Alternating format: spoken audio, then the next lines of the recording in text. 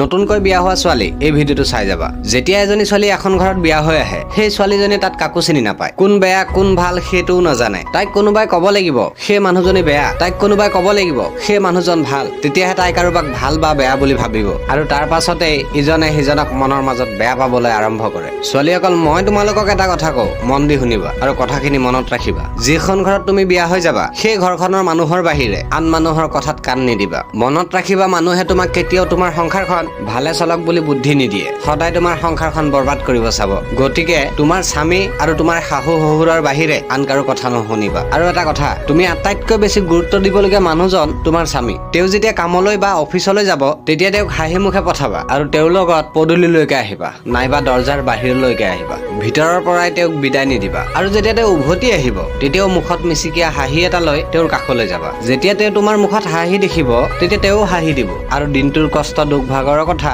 সকলো পাহৰি যাব। এজন স্বামীয়ে এইটোৱে বিচাৰে যে তেওঁৰ পত্নীজনী হাঁহি মুখে থাকক, হাঁহি মুখেৰে তেওঁৰ লগত কথা পাতক। ল'ৰাসকলক এটা কথা কওঁ, তুমি যদি তেনেকুৱা পত্নী পাইছা, তেতিয়াহ'লে তুমি খুবেই ভাগ্যৱান, আৰু সেই পত্নীজনীক খুব মৰম কৰিবা। তাই তোমাৰ ঘৰত লক্ষী লৈ আহিব। আৰু ছোৱালীসকললৈ এটা প্ৰশ্ন, এনেকুৱা এজনী পত্নী তুমি হ'ব পাৰিবানে? আৰু ভিডিঅ'টো কোনে কোন ডিষ্ট্ৰিক্টৰ পৰা চাই আছা কমেণ্ট কৰি জনাবা। ধন্যবাদ।